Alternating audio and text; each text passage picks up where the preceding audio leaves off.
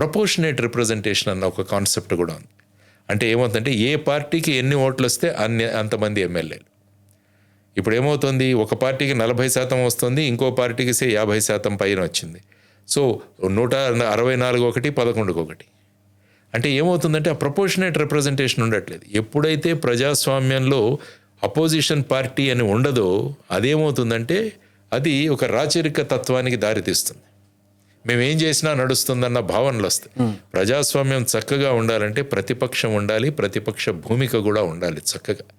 కాబట్టి ఈ విధంగా ప్రపోర్షనేట్ రిప్రజెంటేషన్కి ఒక స్కోప్ ఉంది. కాబట్టి ఇటువంటి చేంజెస్ ఏవైతే ఉన్నాయో అవన్నీ కూడా రావాలి. ఎలక్షన్ కమిషనర్స్ అపాయింట్ చేసే సిస్టమ్, ఇంతకుముందు సుప్రీంకోర్టు రూలింగ్లో సుప్రీంకోర్టు చీఫ్ జస్టిస్ కూడా ఈ ప్యానెల్లో ఒక మెంబర్ ఉన్నారని, కానీ దాన్ని చట్టాన్ని తీసేశారు. కాబట్టి ప్రభుత్వం ఎవరు కావాలనుకుంటే వారిని ఇప్పుడు ఎలక్షన్ కమిషనర్గా అపాయింట్ చేయవచ్చు. ఇవన్నీ కూడా ఎలక్షన్ విధానం పట్ల. సార్, ఈవీఎం మీద ఏంటి మీ ఒపీనియన్? ఈవీఎం మీద నా అభిప్రాయం ఏంటంటే, ఈవీఎం అన్నది ఒక స్టాండ్ అలోన్ మెషిన్. మనం ఎప్పుడు ఇంటర్ఫియర్ అవ్వగలమంటే అందులో నెట్ ఉంటే, ఇంటర్నెట్ ఉంటే. సపోజ్ మీ స్మార్ట్ ఫోన్ ఉంది, స్మార్ట్ ఫోన్లో నేను దూరగలను. కానీ అదే చిన్న ఫోన్ పెట్టుకున్నారనుకోండి, అందులో నేను దూరలేను. ఎందుకంటే ఈ ఇంటర్నెట్ ద్వారా ప్రవేశం చేయడానికి మనకు అవకాశం ఉంది. కాబట్టి ఈవీఎం కూడా ఏంటంటే ఒక స్టాండ్ అలోన్ మెషిన్. సో ఆ విధంగా చూసుకుంటూ పోతుంటే గెలిచిన వాళ్ళు ఏమీ మాట్లాడరు, ఓడిన వాళ్ళు ఈవీఎంల వల్ల ఓడిపోయామంటారు. వాళ్లే మళ్ళా గెలిస్తే అప్పుడు ఈవీఎంలు సక్రమంగా పనిచేసాయంటారు.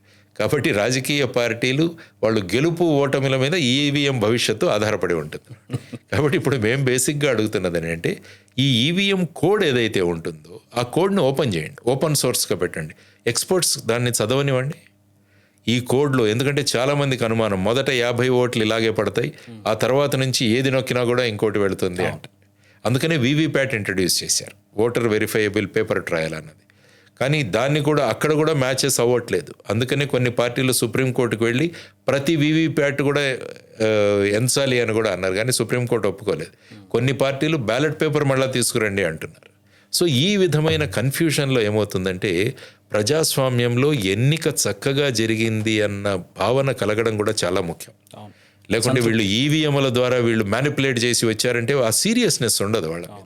సో ఇదంతా కూడా ప్రజాస్వామ్యానికి ప్రమాదకరం అన్నమాట. కాబట్టి ఈవీఎంస్ గురించి కూడా ఏవైతే డౌట్లు ఉన్నాయో ఆ డౌట్లన్నింటినీ ఇప్పుడు కొత్తగా జరుగుతున్నది ఏంటి, సడన్గా ఓటర్లను ఓటింగ్ లిస్టులో ఇంక్లూడ్ చేయడం. ఇప్పుడు మహారాష్ట్రలో కొన్ని చూసాం మనం. అందులో పార్లమెంట్ ఎలక్షన్కి, అసెంబ్లీ ఎలక్షన్కి మధ్యలో 4 నెలల టైంలో సుమారుగా 56 లక్షల మంది అడిషనల్ ఓటర్స్ని ఇంక్లూడ్ చేయడం జరిగింది. మరి ఎక్కడి నుంచి వచ్చారు వీళ్ళంతా? సో ఈ డౌట్లు, ఒకే ఇంటి నెంబర్ మీద 30 ఓట్లు. సో ఇవన్నీ కూడా పరిష్కారం అవ్వాలి.